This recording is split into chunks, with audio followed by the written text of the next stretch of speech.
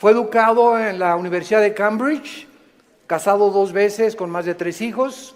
La primera esposa fue cristiana, abandonó a la primera esposa para casarse con la segunda, que era su enfermera. Murió a los 76 años, a los 23 años de edad lo diagnosticaron con una esclerosis tremenda, atrófica, y le dieron menos de 2 años para vivir. Y sin embargo vivió 50 años más, 76 años murió. Y lo más irónico del caso de la vida de este grande astrofísico inglés fue que su esposa, cuando lo metieron y lo entubaron 2 veces a los 20 y tantos años y después a los 40 y tantos, y le dijeron en el hospital que ya tenían que desconectarlo porque ya no podía vivir, ella se puso de rodillas e intervino ante el trono de la gracia, y llegaron los doctores y le dijeron: es que esto es un milagro. Y la segunda vez que otra vez lo vuelven a conectar porque ya estaba a punto de irse de este mundo, su esposa vuelve a arrodillarse en oración para salvarle la vida.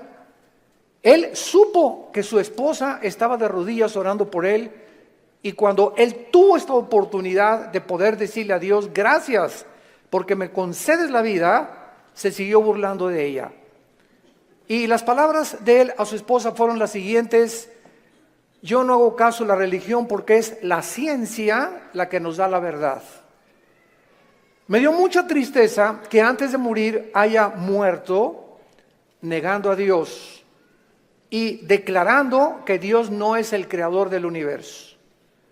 En ese momento, cuando escuché este programa de televisión, porque fue a través de las noticias que escuché esto, inmediatamente vino a mi mente la vida de más grandes astrofísicos que él, que fueron cristianos. Él argumentó que era porque la verdad estaba en la ciencia, y sin embargo Blaise Pascal, astrofísico francés, escribió cantidad de tratados acerca, y no era un religioso, era un cristiano. Blaise Pascal confesó, y en sus libros lo dijo: Jesucristo es mi Señor y mi Salvador. Nadie se puede comparar en la astrofísica con Blaise Pascal. Y después tenemos a Isaac Newton. ¡Qué tremendo! Isaac Newton, que comienza a postular las leyes de la famosa gravitación, cristiano de los pies a la cabeza, y muere alabando a Dios y dándole gracias a Dios por la muerte de Cristo. Louis Pasteur, siglo XX, un famoso doctor, experto en medicina, y el legado que él dejó a la ciencia fue impresionante, cristiano. Y finalmente Alberto Einstein, que fue famoso cuando dijo: Dios no juega con el universo como si jugara los dados. Todos estos hombres fueron cristianos y creían en Dios. Los filósofos de hace 2150 años aproximadamente, 150 años antes de Jesucristo, Aristóteles, que fue el maestro de Alejandro el Magno, Platón, Sócrates, Demóstenes, creían en un Dios. Por lo menos dijeron: pienso, luego existo, existo, luego vivo, esta causa no puede estar dentro de mí, esta causa tiene que estar fuera de mí, tiene que haber algo, llámale la fuerza, una entidad superior, pero tiene que haber algo que trascienda, que es Dios. Aunque no lo pudieron nunca ubicar, el apóstol Pablo en Hechos 17 se enfrenta con los atenienses filósofos, discípulos de un gran hombre que se llamaba Zenón, y los discípulos eran los epicúreos y los estoicos. Y Pablo en Hechos 17 les demuestra y les dice: ustedes adoran un Dios porque tienen un monumento altísimo que decía: al Dios desconocido. O sea, ellos lo único que sabían es que tiene que haber una causa detrás de la existencia del mundo y del universo. Pero llegamos al siglo XX, donde se levantan Friedrich Nietzsche, Jean-Paul Sartre, Bertrand Russell, Richard Dawkins, y finalmente este astrofísico que muere diciendo que Dios no puede existir ni ser el creador del universo. ¿Saben ustedes por qué el astrofísico Stephen Hawking negó a Dios antes de morir? Simplemente porque no pudo explicar sus sufrimientos. Su esposa lo dijo, la primera esposa: Stephen está enojado con Dios, con un Dios que no existe. Se amargó contra alguien que no existe. Y siempre estuvo repelando, ¿verdad? Porque si Dios es Dios, no lo sanaba y no lo levantaba de esa silla de ruedas. Hace poco ustedes escucharon el testimonio de Nicky, un muchacho sin brazos y sin piernas. Nació con el puro tronco nada más. Y cuando oye su testimonio dice que a los 8 o 9 años de edad, como no podía suicidarse, se metió y con la boca abrió la llave del baño para ahogarse. Y en ese momento él reaccionó y dijo, ¿pero qué es esto? Y comenzó a gritarle, Dios, si existes, dime la razón por la cual me trajiste hacia el mundo, sin brazos y sin piernas. Y entonces él entrega a los 11, 12 años de edad su vida a Jesucristo, y no se imaginan ustedes los millones de almas que este muchacho, Nicky se apellida, ¿verdad? Nicky ha ganado en el mundo. Aquí lo tuvimos en México y mi esposa y yo, su esposa es mexicana, y se han discipulado con nosotros desde hace muchos años, la esposa de él y la familia de ella también. Ahora ya van a ser papás otra vez, así como lo ven, pero juguetón. Gracias a Dios por su vida. Entonces, podríamos nosotros realmente, porque esta es la espada y este es lo que esgrimen los ateos. Los escépticos, los agnósticos, es que, ¿por qué si hay un Dios, hay un sufrimiento? ¿Por qué es?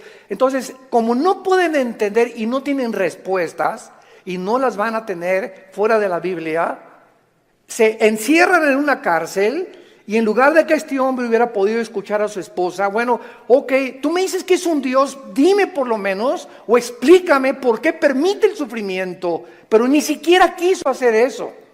Negó completamente todo contacto con la Biblia.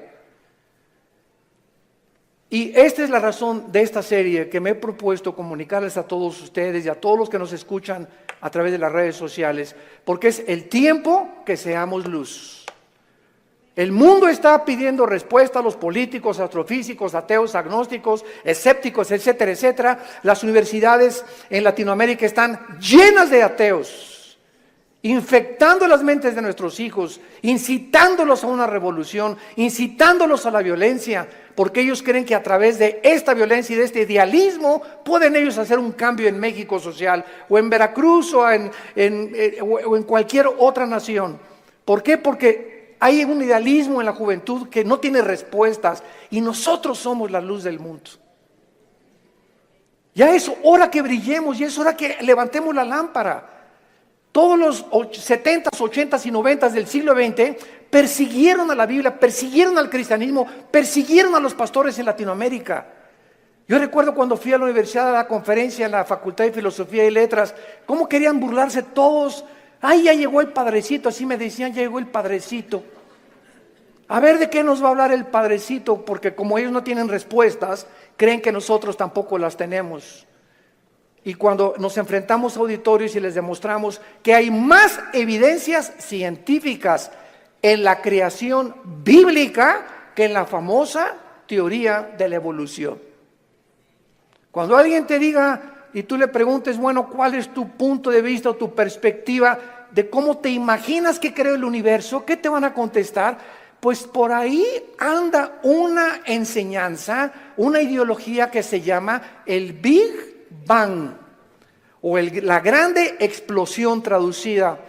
¿Y qué significa esto? Que pues los físicos y se imaginan, porque no se puede probar científicamente, que pues comenzó con una explosión en el universo. Y entonces de esa explosión se formó todo lo que nosotros vemos. Cuando las propias leyes de la física, la primera y la segunda ley de la termodinámica, contradicen el Big Bang. Virgen del Socorro. Me atrevo a decir esto. La misma física que dice la primera ley de la termodinámica, nada se crea ni se destruye. La segunda ley, todo tiende al desorden, a la oxidación, a la destrucción, a la corrupción.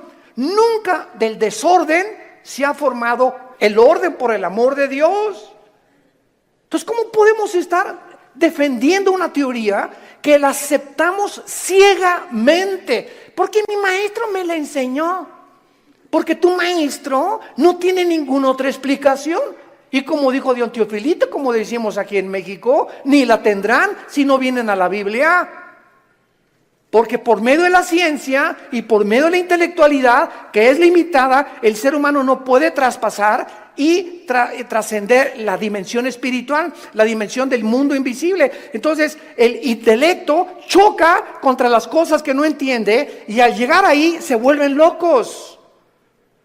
Entonces no puede el ser humano comprender la inmensidad del universo que nos rodea, ni los caminos ni los pensamientos de Dios, porque son más altos que los nuestros. Dios tuvo que bajar hace 2000 años en la persona de Jesús para Él comunicarnos y revelarnos los secretos que se encuentran detrás de su universo, de su soberanía, de la tierra, de dónde venimos, los animales, la genética y la ciencia que continúan como demostrando y comprobando simplemente que la Biblia tenía la razón. Y es hora de hablar, y es hora de tener una confrontación directa. Porque el mundo se está hundiendo en la confusión teológica, en la confusión ideológica. Los gobiernos los invitamos al próximo desayuno en junio, ya les dieron su volante, titulado El fracaso de los gobiernos humanos. Otra vez, ¿verdad? Vamos a examinar todos los gobiernos, nazismo, fascismo, monarquías, democracias, etcétera, etcétera. ¿Por qué ninguno ha funcionado? ¿Por qué siguen peleándose? ¿Por qué ahorita ya los partidos políticos en todas partes del mundo, ya sus convicciones, los estatutos en los que formaron sus partidos están deshaciéndose y contagiándose con el otro? Es como si nosotros dijéramos, soy cristiano, pero me voy a juntar con los mormones y con los musulmanes. Cuando los principios de los musulmanes, los principios de los mormones y el cristianismo se contradicen unos a otros. Entonces, ¿creo realmente que mis convicciones son reales y es la verdad? ¿O necesito otras ideologías porque no estoy seguro de lo que yo creo? Es una tristeza, se están derrumbando ante nuestros ojos todas las ideologías y todas las filosofías del mundo. Los sistemas de pensamiento están confundidísimos como jamás lo habían estado. Gubernamentalmente, teológicamente, filosóficamente, económicamente, es una confusión en el mundo tremenda. Es el estrés por el cual vive la gente. Es una incertidumbre de dónde está la verdad, dónde está la luz, quién tiene la verdad. Tú dices que en aquella religión, tú dices que en aquella religión. Discúlpame, en ninguna religión en la persona de Jesucristo. Porque tú puedes tener X religión sin tener la verdad, ni tener al Hijo de Dios en tu vida. Él fue el que vino y nos dijo, no los católicos, no los evangélicos, no los nazarenos, no los mormones. Jesús dijo, yo soy la verdad. Y cuando Él entra a tu vida, se te caen las vendas. Y de alguna forma el entendimiento se nos comienza a expandir. Y solo Dios, el Espíritu Santo, puede hacer que nuestra mente se abra para que cuando vengamos a la Biblia podamos entender, porque la Biblia, el autor es el Espíritu Santo, necesito al Espíritu Santo morando en mí para comprender los pensamientos de Dios. Ven a la Biblia sin el Espíritu Santo y vas a chocar contra los pensamientos de Dios, porque el hombre natural no entiende las cosas del Espíritu, porque para él son locura, porque estas cosas no se intelectualizan, estas cosas se disciernen espiritualmente. Veamos estos pasajes a continuación que nos van a servir de base para poder dar una explicación y comenzar ya a levantar la bandera de la fe. Dice en Romanos 5, versículo 3, y no solo esto, sino que también nos gloriamos en las tribulaciones, sabiendo que la tribulación produce paciencia. Alguien viene sin el Espíritu Santo y lee este versículo. La conclusión a la que llega dice, esto lo escribió un loco. ¿Cómo puede alguien que está atravesando tribulaciones o problemas gloriarse? Inmediatamente se enfrenta a esta persona con una pared. Pero es que esta persona no entiende que las próximas palabras es que estas tribulaciones y estos sufrimientos, Dios los está usando para formar nuestro carácter, que si no sufrieras, de otra manera no podrías aprender muchas cosas en la vida que solamente a través del sufrimiento se aprenden. Dice Salomón en Proverbios, el sufrimiento purifica el corazón. Esta es la razón por la cual comenzamos ya a entender, y cuando comenzamos a entender los pensamientos de Dios, y aunque no vamos a ser libres del sufrimiento, por lo menos Dios va a entrar a nuestra vida y nos va a dar una esperanza para que en ese valle de sombra y de muerte tengamos paz. Para que en medio de las tribulaciones que tú estás atravesando, y en medio del divorcio que estás ahorita enfrentando, y el abandono de tu esposo, y el abandono de tu esposa, y el abandono de tus padres, por lo menos en medio de ese horno de fuego que tú estás atravesando, Jesús está contigo. Y aunque no se va a acabar hasta que Él venga a todas estas cosas, Él nos da la fuerza para resistir hasta el final con gozo. Y la paciencia solamente es el fruto de las pruebas y las tribulaciones. ¿Se imagina lo que la Biblia dice? ¿Y para qué quiere la paciencia, Señor? Si no tienes paciencia, te vas a casar con el chavo equivocado. Si no tienes paciencia, te vas a casar con la muchacha equivocada.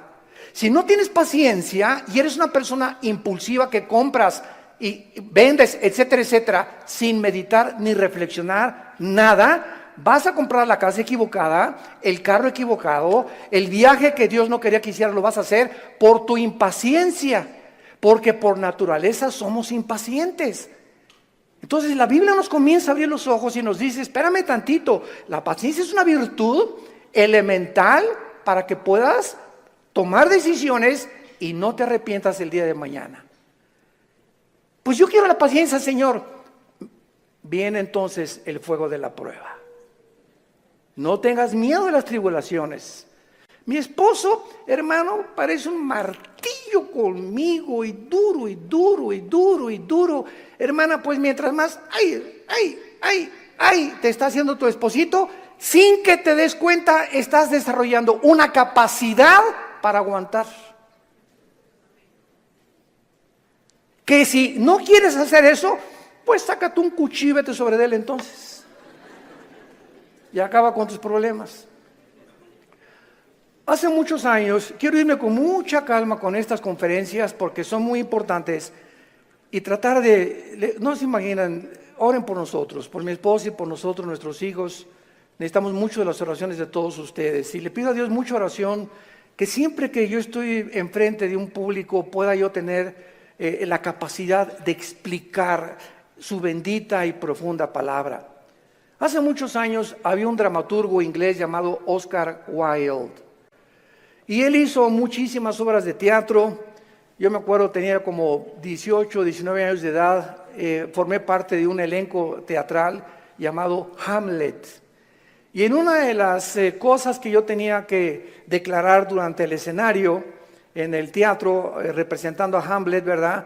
Dice así la obra de William Shakespeare: morir, dormir, no más. ¿Qué es más levantado para el espíritu? ¿Levantar las armas contra un piélago de calamidades y haciéndole frente a acabar con ellas? ¿O esperar el sufrimiento y dormir y morir, no más? En otras palabras, este dramaturgo que no era cristiano, pero creía en Dios, Oscar Wilde, y tenía problemas morales, ¿verdad? No nos vamos a meter con eso ahorita. Oscar Wilde pudo entender que en la vida es o mueres o vives. Ahora, escojo vivir, aguántate. Le decía a mi papá, no chille, agarre piedras.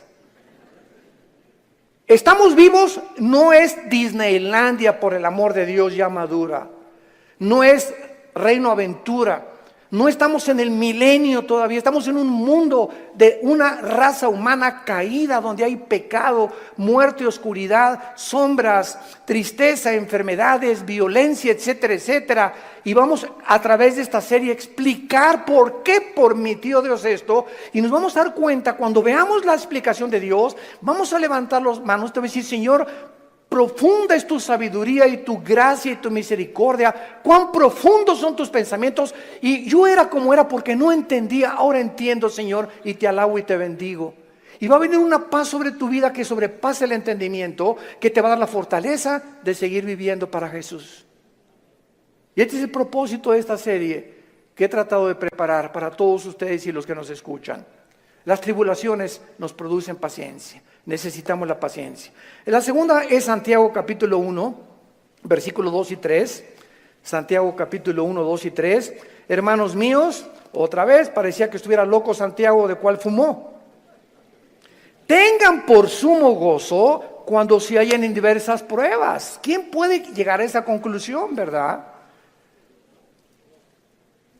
Gózate cuando te corran de tu trabajo. Gózate cuando pierdas tu casa. Gózate cuando tienes algún problema, ¿verdad? ¿Por qué me voy a gozar? Porque esa prueba que estás atravesando está produciendo paciencia. Otra vez, Santiago está de acuerdo con Pablo para poder, con diferentes palabras, decirnos que las pruebas producen paciencia. Entonces tú llegas a tu casa con tu esposa. ¿Qué crees, mi chenchita? ¿Qué, mi amor? Estás tan contento, te veo, te ascendieron de puesto. No, mi amor, al contrario, me corrieron. ¿Quién podría reaccionar así? Nadie, ¿verdad? Ni marihuano. Nadie podría reaccionar de esa manera, más que un cristiano que vive en el Espíritu. Y la esposa, oye, pero ¿sabes una cosa? Esto no es para que te pongas contento. Sí, mi amor, ¿sabes una cosa? Porque acuérdate de Romanos 8:28. Todas las cosas contribuyen para nuestro bien. Y no me corrieron porque haya sido ladrón, borracho, parrandero, jugador o defraudador. Me corrieron, ¿verdad? Por políticas, lo que tú quieras. Pero ¿sabes por qué me gozo, mi amor? Porque creo lo que dice la Biblia. Ahorita mi única reacción sería llegado, vieja, sácame la de don Julio reposado. Y vamos a ponernos los dos hasta atrás. Esta vida no vale gorro. Vamos a divertir. Que nada, y que Dios, ni qué cristianismo. Esa es la otra reacción. Y comenzar con la autolástima y comenzar a amargarte contra Dios. ¿Te das cuenta? Entonces, en lugar de que tomemos esa actitud, la Biblia nos muestra que nos enfrentemos a los problemas con otra actitud, porque cuando Dios ve que tú enfrentas esa actitud y que tú llegas a tu casa y Señor, gracias, te alabo, yo no entiendo por qué me corrieron, lo único que sé es que tu palabra dice, no desmayes, no tengas miedo, yo soy tu Dios, nunca te dejaré, nunca te abandonaré, y estoy seguro que viene un trabajo mucho mejor que el que yo tenía, en el momento en el que Dios ve desde el cielo que nuestra reacción aquí en la tierra es diferente a la de los demás seres humanos, Dios nos bendice.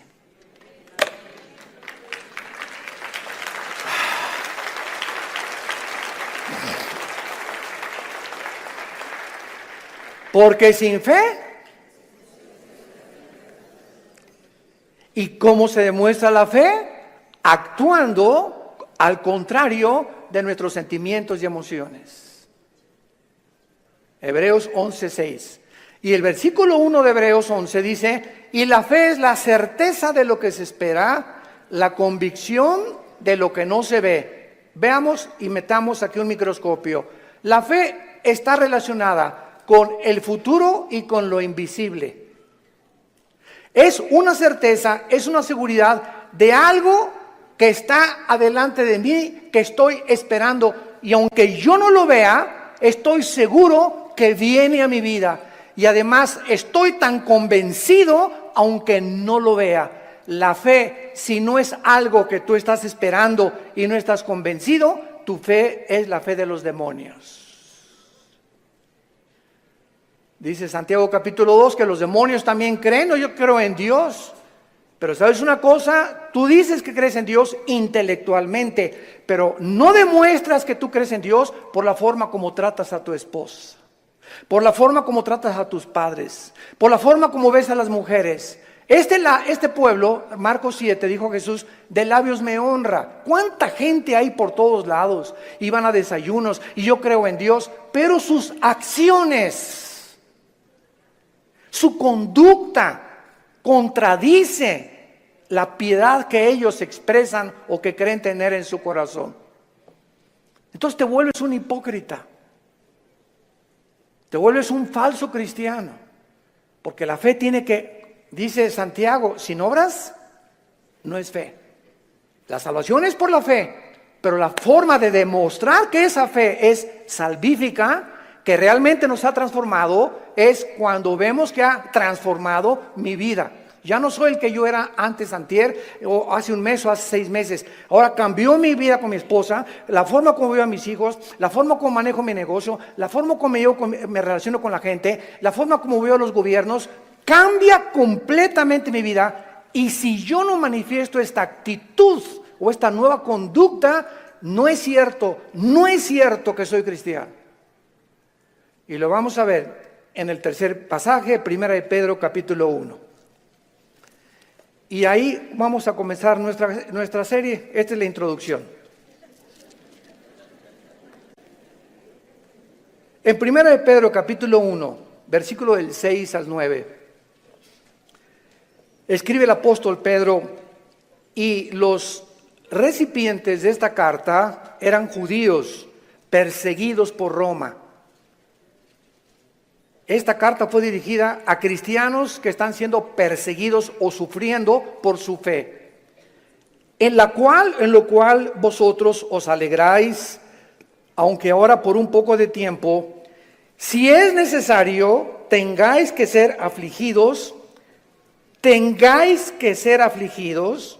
en diversas pruebas, para que sometida a prueba vuestra fe, mucho más preciosa que el oro, el cual, aunque perecedero se prueba, con fuego se hallada en alabanza, gloria y honra, cuando sea manifestado Jesucristo, a quien amáis sin haberle visto, en quien creyendo, aunque ahora no lo veáis, os alegráis con gozo inefable y glorioso, obteniendo el fin de vuestra fe, que es la salvación de vuestras almas. En otras palabras, y este es el tercer principio espiritual de nuestra serie, la fe de todos aquellos que han dicho: Jesús, entra a mi vida. Ayer en el desayuno tuvimos más de 35 decisiones, gracias a Dios, y la gente que hace una decisión por Jesucristo, quiero que lo sepas, tu fe va a ser probada. Tu fe va a ser probada. ¿Y saben ustedes dónde comienza a ser probada? En la familia, con tus hermanos y con tus papás o con tus primos. ¿Por qué? Porque la primera prueba de la fe es la persecución. Ayer nos contaba mi hermano Alejandro, él es el director del Instituto Teológico Internacional del LITI, y nos contó una anécdota mientras veníamos de Toluca al desayuno en el camino, que yo no la conocía de mi hermano. Y me dice: Armando, tú sabes que cuando yo me convertí, porque él fue el primero en la casa que se convirtió. Y yo los correteé como 2 o 3 años. Una vez quise incendiar una reunión de oración. El gadareno era Pinocho comparado con los demonios que yo traía. Y se los digo en serio. Y me dice mi hermano: tú sabes que cuando yo me convertí, llegué a la casa y mi mamá inmediatamente me quiso correr. Ya te metiste con una secta, quién sabe qué te metieron, etcétera, etcétera. Total, dice, me tuve que salir de la casa y a los 4 días regresé a la casa. ¿Y qué crees? Estaba un cuñado mío, nuestras hermanas, la abuela, los tíos, y me hicieron juicio. Todos alrededor de la mesa, diciéndome: a ver, acércate por favor, estamos escuchando que ya te cambiaste de religión y que andas por ahí con unos aleluyas y quién sabe qué tantas cosas, y en esta familia la única religión que tenemos es tal y tal y tal y tal cosa. Y dice mi hermano: yo lo único que hice es a todos ellos que me hicieron juicio por haber aceptado a Cristo, en lugar de que contentos de que dejé las drogas, porque era bien hipioso mi hermano antes, y le metía todo, ¿verdad? En lugar de que estuvieran contentos, estaban completamente enojados que yo había comenzado a leer la Biblia. Y lo único que les dije fue, puse la Biblia en medio de todos y les dije: ¿la han leído? Y comenzaron todos a voltearse unos con los otros. No, Chepo. Pues si no la han leído, ¿qué base tienen para juzgarme que yo estoy mal? Porque si no es la Biblia la base de nuestra fe, ¿qué es entonces? Yo no les dije que fui con los mormones ni que fui con soy un musulmán. Estoy en un grupo de cristianos que leemos la Biblia. Y si ustedes no leen la Biblia, no tienen ninguna base. Dice mi hermano, desde esa vez nunca se volvieron a meter conmigo. Pero vino la persecución inmediatamente y vendrá contra ti también. Y comienza en la propia familia. ¿Por qué? Porque Dios nos sacó de las tinieblas de nuestra familia para regresar a nuestra familia e iluminarlos y sacarlos también al reino admirable de la vida de Jesucristo. Y si tú en tu familia no eres una luz y en tu medio donde trabajas no eres una luz y no estás dando testimonio de Jesucristo, tu cristianismo es religioso nada más. Y recibirán poder. ¿Para qué? Para poder enfrentar al mundo. Sin ese poder no se puede enfrentar al mundo. Hechos 1:8. Y recibirán al Espíritu Santo y me serán testigos. Entonces, vemos nosotros que tiene un propósito todo esto. Muy bien, vamos pues a comenzar esta serie con las siguientes declaraciones y reflexiones. No cabe duda que vivimos en un mundo completamente disfuncional. No hay un solo matrimonio funcional. El matrimonio es la unión de dos extraterrestres. Pero por si fuera poco, dos extraterrestres que ninguno se conoce ni se entiende el uno al otro. Y vas a tener 60 años de casado, como dijo un gran predicador hace algún tiempo en un estadio en Estados Unidos que lo escuché. Yo tengo 60 años de casado más o menos y sigo sin entender a mi esposa. Y como dijo Dios Teofilito, ni las vamos a acabar de entender. Porque no nos manda Dios entenderlas, nos manda Dios amarlas. Entonces, cuando nosotros comprendemos esto, que no hay un matrimonio, o sea, no hay un matrimonio perfecto, es lo que quiero decir. No hay un matrimonio donde todo, en la luna de miel, John Travolta y se casó con esa muchacha que se parece a la Madonna y vamos a ser felices y qué guapo, ¿verdad? Y tiene coche. Todo eso desaparece después de la luna de miel. Comienzas a enfrentarte con una persona imperfecta de los pies a la cabeza. Peor todavía si no son cristianos. Si con cristianos se lucha y se sufre, imagínate no siendo cristianos, ¿no? Por eso hay tantos divorcios. Entonces te enfrentas con una persona, con una mujer, que no sabes cómo tratarla, no sabes, de todo chilla, no sabes por qué chillan las mujeres de todo. Habla, parece perico de África como habla mi esposa. Es que a las mujeres Dios les dio esa capacidad de hablar hasta por los, quién sabe por dónde más. Hasta por los pies hablan las mujeres. Y nosotros, ¿verdad? O sea, tú sabes una cosa. Cuando tú hablas con una persona, en el momento en que te paras a escuchar a una persona, no sé si ustedes lo sepan, la Biblia nos los muestra, el hecho que te estés concentrando en escuchar lo que está diciendo, estás emanando energía, te estás desgastando. Cuando Jesús lo tocó a la mujer, ¿se acuerdan ustedes la mujer con el flujo? Alguien me tocó. ¿Por qué? Porque dice, energía salió de mí. Todo el sufrimiento que ella tenía se lo transmitió y Jesús en su hipersensibilidad sintió inmediatamente. Hoy eligieron los apóstoles, pero todo el mundo te toca. No, hay alguien que me tocó con el propósito de recibir algo de mí y lo sentí en mi espíritu. Es una hipersensibilidad espiritual tremenda. Pero cuando tú te sientas con alguien, entonces esta es la razón por la cual mujeres, los hombres nos sentamos y viene tu esposa y 15, 20 minutos y a los 10 minutos no tenemos la capacidad, yo no sé cuántos de ustedes sean superhéroes, ¿no? Pero la mayor parte de los hombres no tenemos la capacidad de oír más de 10, 15 minutos. Comenzamos, sí, amén, gloria a Dios, mi amor. Sí, es cierto, sí, te amo, tienes toda la razón, ¿no? Comenzamos ya con el avión, etcétera, etcétera. Pero ustedes las mujeres, mi esposa se junta con otra mujer, o cuando se juntan las pastoras, y 6 horas sin parar. Yo llego a los restaurantes, me recoges a las 7, sí voy a las 7, y ahí está, le digo, oye, mi amor, te dejé a las 2 de la tarde, y sigues en la mesa platicando con ellas, y se despiden, y están en la puerta del restaurante, bye, y en la noche llega, y le siguen hablando por teléfono.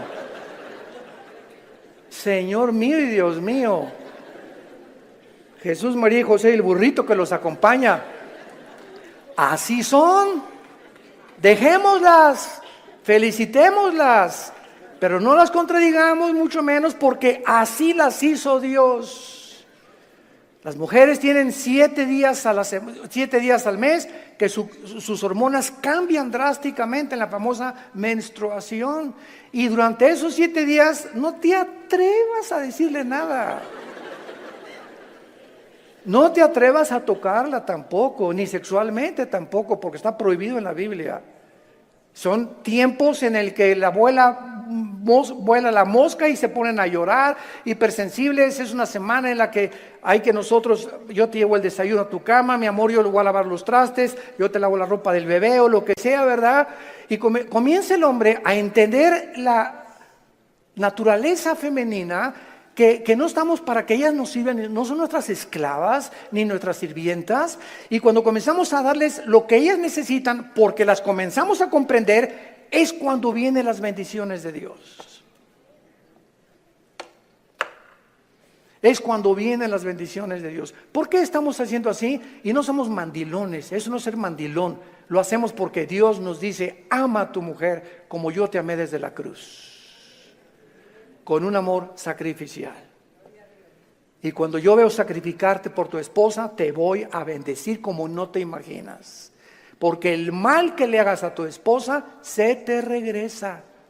Es como un boomerang, se te regresa, dice en Efesios capítulo 5. Nadie aborreció su propia carne, sino que la cuida y la sustenta como Cristo a la iglesia. El daño, las groserías, los gritos, el adulterio mental que traes contra tu mujer, se te regresa y detiene las bendiciones de Dios. Y vas a comenzarte a encontrar desesperado, ya no te puedes gozar en las pruebas, en las tribulaciones, ya no tienes paz, ¿verdad? ¿Por qué? Porque necesitas otra vez venir a la cruz y pedirle perdón a Dios por la forma como has tratado a tu compañera, a tu amante, a tu esposa, a la madre de nuestros hijos. Ahí viene. ¿Por qué lo hacemos? Por la fe. Y sin esta fe es imposible que yo agrade a Dios. Vivimos un mundo disfuncional, tenemos que entender esto. Y todas estas circunstancias nos hacen volvernos a la pregunta, que es la que vamos a desarrollar en esta serie: ¿por qué Dios no detiene la maldad? Muy buena pregunta, muy válida filosóficamente. ¿Por qué Dios no detiene tanta destrucción y tantos sufrimientos? Es la pregunta que permanece en las mentes de la mayor parte del ateísmo, y muchas veces no solamente los ateos, sino también de los mismos cristianos. La única diferencia, escuchen esto, señores ateos que nos escuchan, en cualquier programa que haya en el mundo de televisión o de radio o en cualquier foro, nunca a un ateo ni a un agnóstico le van a hacer estas preguntas, nos las van a hacer a nosotros. Porque los ateos no tienen respuestas. Y como no tienen respuestas, por eso se enojan contra Dios, y por eso se amargan, y por eso dicen que son ateos. Entonces, si el mundo va a cuestionar a algún ser humano para que le responda, no va a ir con los ateos, van a ir con nosotros. A ver, ¿tú qué te dices, cristianito? Dime esto y esto y esto. Hace mucho les conté un incidente que lo he repetido así. Una vez estaba platicando sobre el ateísmo en el Hotel María Isabel, salimos del desayuno hace algunos años y me aborda una persona en el elevador, pero así, ¿verdad? Usted es el señor Altucera, sí, mucho gusto, ¿cómo está? Ya entramos al elevador juntos. Usted dice que Dios es todopoderoso, ¿verdad? Pero con esa actitud, ¿verdad? Usted dice que es todopoderoso, ¿verdad? Sí, efectivamente, Dios es todopoderoso. Y si es todopoderoso, ¿por qué no acaba con el diablo si él tiene poder? Y le contesté: porque comenzaría con usted. De que hay respuestas y que si realmente Jesús hubiera venido o ahorita acabara con la maldad, acabaría con todos, porque perverso y engañoso es el corazón de todos los seres humanos. Entonces démosle gracias a Dios que no lo ha hecho y que en su paciencia, dice en 2 de Pedro capítulo 3, está esperando para que todos o la mayor parte de los seres humanos se arrepientan antes de que juzgue severamente este mundo. Muy bien, entonces por causa de no tener estas respuestas que demandan sus mentes finitas, cuando una persona astrofísico o ateo demandan respuestas, no se ponen en la posición honesta de decir, bueno, ok, yo ando buscando por qué el sufrimiento y la maldad, pero me voy a poner en una posición honesta. Yo soy un ser humano, amén, lo soy. Si soy un ser humano y si existe Dios, es lógico, vamos a decir una línea lógica elemental, es lógico que sea un ser sobrenatural y sería imposible poder comprender los pensamientos, así como un niño no comprende los pensamientos de su padre, ni de un filósofo. Aunque es el mismo cerebro, no está desarrollado el niño de 6 años como el de uno de 25 años de edad. Entonces, siguiendo esta línea de lógica, si existe un Dios, tiene que ser mucho, mucho más grande. Entonces, yo estoy ante un universo lleno de misterios, estamos llenos de misterios. Si hay extraterrestres, si no hay extraterrestres, si existen los hoyos negros, si no los hoyos negros, si es el otro, cómo comenzó el universo, de dónde venimos, bla, bla, bla. Estamos llenos de misterios. Entonces, estos misterios no voy nunca a comprenderlos con la mente de caracol que tengo, porque si existe Dios, es un ser hiperdimensional. ¿Qué necesito? Buscar dónde lo puedo encontrar. Si existe un Dios, ¿dónde lo puedo encontrar? Entonces hay mucha gente honesta intelectualmente que se envuelve en religiones. Entonces, por eso Sigmund Freud, el padre del psicoanálisis freudiano, dijo es que el ser humano busca a Dios porque tiene miedo a la oscuridad y a lo desconocido. Y entonces este temor inconsciente, escribió Freud, es lo que impulsa a muchos seres humanos a buscar a un Dios. Se equivocó completamente, porque aun cuando fuera así y me está guiando el temor a lo desconocido, dice la Biblia, me encontrarás porque me buscarás con todo tu corazón. Yo les confieso en mi caso particular, a los 25 años de edad me encontraba yo en un momento existencial en mi vida, que estaba yo en el lodo, así estaba yo en el suelo completamente. Anduve buscando en tantas religiones y por acá y por allá, también experimenté con algunas drogas, era borracho, parrandero, jugador, mujeriego, me decían el aventurero de Tlalnepantla, aunque no vivía en Tlalnepantla. Y a través de esta crisis existencial, mi hermano ya se había convertido, mi hermano Alejandro, y caí de rodillas un día porque los amenacé, llegaba mi hermano con los cristianos, Armando, arrepiéntete, mira, ustedes están locos, y llegaban ahí, ¿verdad? Y hasta comenzaron a pelar, en ese tiempo se comenzaron a peinar como Jesús, así, y se ponían hasta unas túnicas blancas y me parecían locos, freaks, como le decimos en inglés, ¿no? Y dije, no, están más locos que nada, es la nueva onda, ¿verdad? Y peace and love y todo así, amorosos y todo, no me convencían. Hasta que llegó esta crisis existencial en mi vida, en la que ya no tuve más que hacer, intenté quitarme la vida 2 veces, ya no quería vivir y que no hay propósito, significado en mi vida. Y en esa crisis caí a las 4 o 5 de la mañana recordando las palabras que siempre mi hermano, antes de irse a la casa, oraban por mí. Y esas oraciones que hacían por mí en la casa me llegaron a tocar las fibras más sin que yo lo supiera, movieron mi espíritu. Y me levantó el Señor, creo, a las 3, 4 de la mañana y caí de rodillas. Le dije, Dios, si tú existes, te necesito. No sé quién eres, pero yo te necesito si tú existes. Y si es verdad que es tu Hijo, al quien tú escogiste y en quien el cual tenías tu complacencia y lo mandaste para que lo oyéramos a Jesús, no dijiste que oyéramos a Buda, ni a Mahatma Gandhi, ni a Mahoma. Tú dijiste a él oír. Si es Jesús, yo lo necesito en mi vida.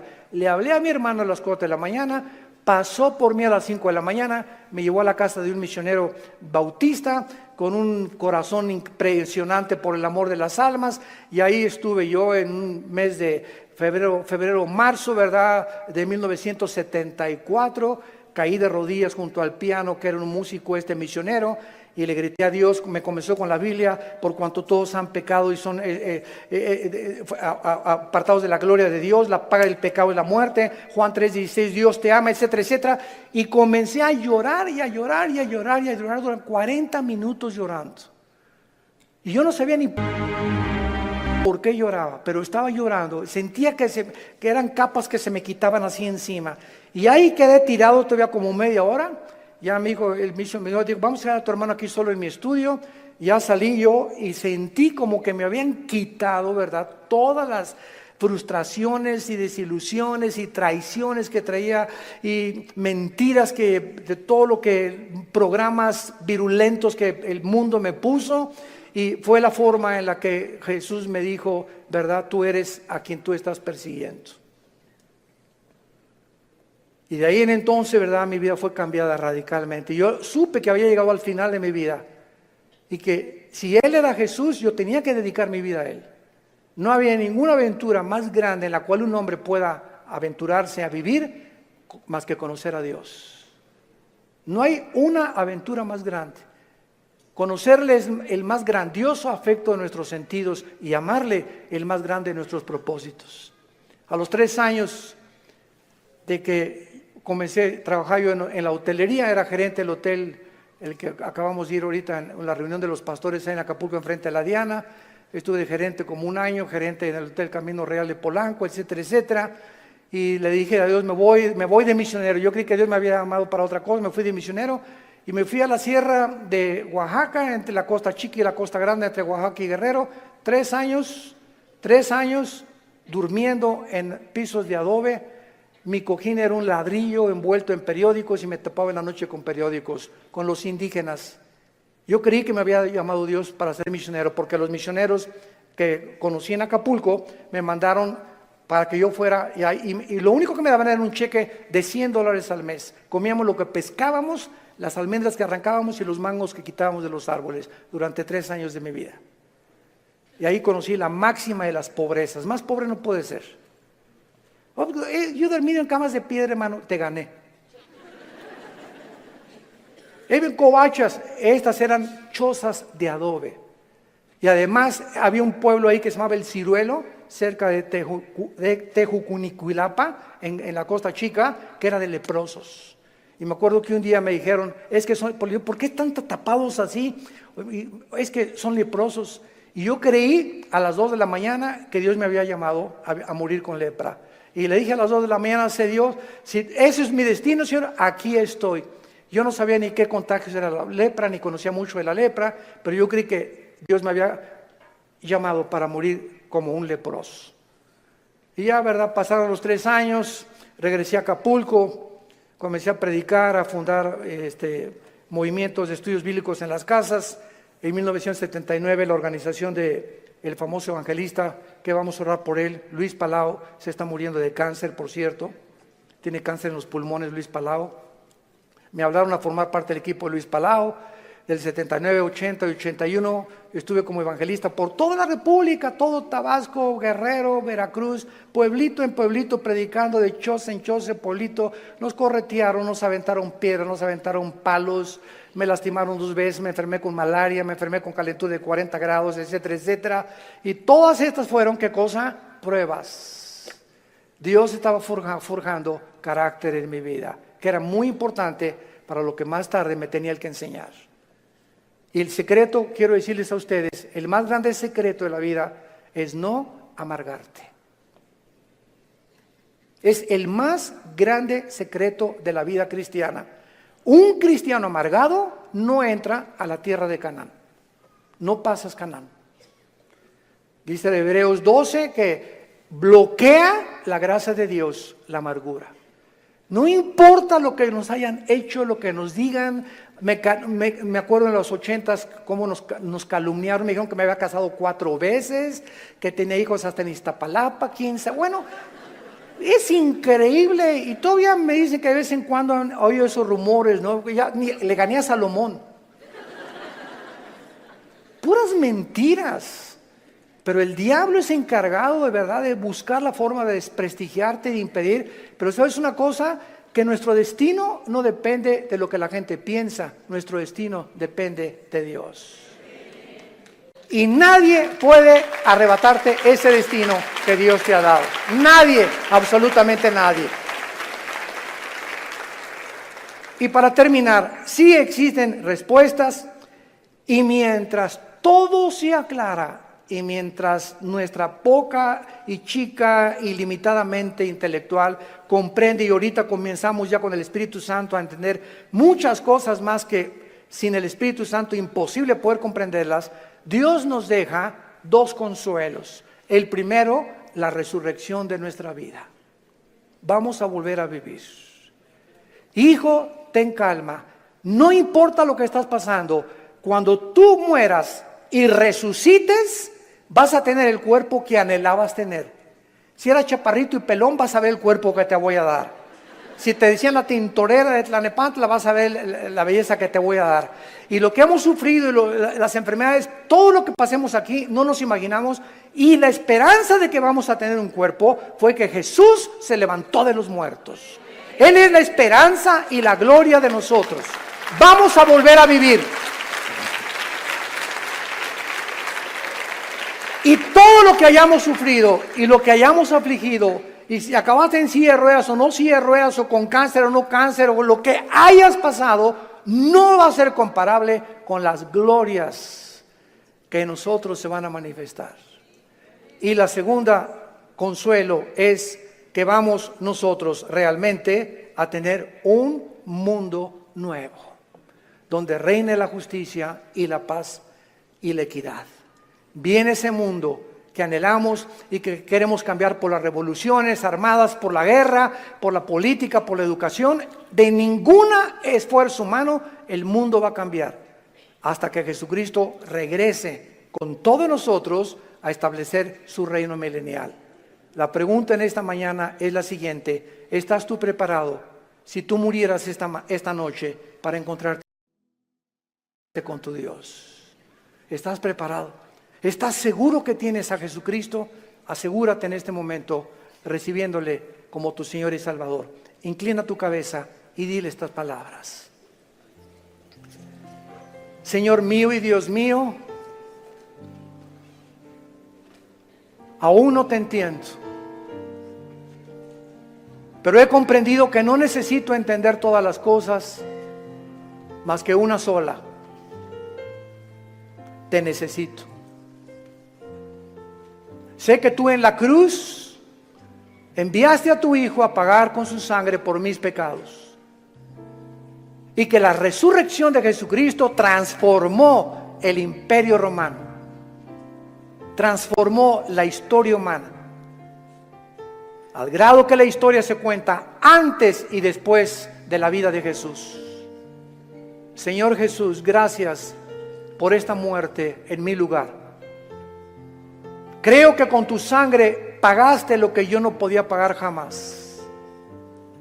Y creo, como resucitaste de los muertos, que estás vivo. Y en este instante te pido, porque creo que vives, que entres a mi corazón. Señor, te necesito. Yo sé que con el tiempo comenzarán a caerse las cortinas de mi mente y comenzaré a comprender más y más cosas que ahora no entiendo, pero lo único que sé es que te necesito, que moriste en mi lugar y que nunca me dejarás ni me desampararás. Te recibo como mi Señor y mi Salvador. Amén. ¿Qué haríamos sin la Biblia? ¿Qué haríamos sin este maravilloso libro? El libro de los libros. Todos ustedes en esta mañana que por primera vez han hecho esta oración, nos gustaría bendecirles y saludarles. Y si tú en esta mañana hiciste esta oración por primera vez, ahí desde tu lugar te pido que te pongas de pie. Párense los que hicieron esta oración invitando a Cristo a sus vidas. Gracias a Dios. ¿Cuánta gente? Que Dios los bendiga. Gracias. Muchas gracias. Gracias, joven. Que Dios te bendiga. Alguien más. Que Dios la bendiga. Gracias a Dios. Allá atrás también. Muchas gracias. Gracias, Señor. Gracias, señorita. Gracias, joven. Que Dios te bendiga. Gracias, Padre, por todas estas personas, estas nuevas almas que vienen a la cruz. Nos ponemos de pie para recibir la bendición pastoral. Los que quieran extender su mano hacia acá lo pueden hacer. Los que no, no hay ningún problema. Es en señal de que recibes esta bendición. Dios bendiga tu vida. Dios bendiga tu matrimonio. Y les dé la paciencia para tolerarse y soportarse el uno al otro hasta que venga Jesús. Y esta fortaleza solo nos las puede dar el Espíritu Santo, viviendo en la palabra de Dios. Dios bendiga a tus hijos. Dios bendiga el fruto que llevas ahora en tu vientre. Que esta criatura crezca y nazca en un hogar cristiano, con principios de ética y de conducta moral. Que pueda el muchacho crecer con la seguridad y decir siempre: mis padres se amaban, mis padres se respetaban. Dios bendiga a tus padres, Dios bendiga tu trabajo, tu entrada y tu salida. A sus ángeles mandará para que tu pie no tropiece en piedra. Él te llenará el conocimiento de su voluntad con toda inteligencia y sabiduría espiritual, para que andes como es digno de Él, llevando fruto en toda buena obra y creciendo en el conocimiento y la gracia de Dios. Nosotros ya no estamos en tinieblas, estamos bajo la luz, para que seamos luz en medio de una generación que se está degradando y perdiendo rápidamente por la corrupción que hay en el mundo. Que esa paz que sobrepasa el entendimiento guarden ahora tus pensamientos y tu corazón, y tu corazón, y tu corazón, y tu corazón, y tu corazón, y tu corazón, y tu corazón.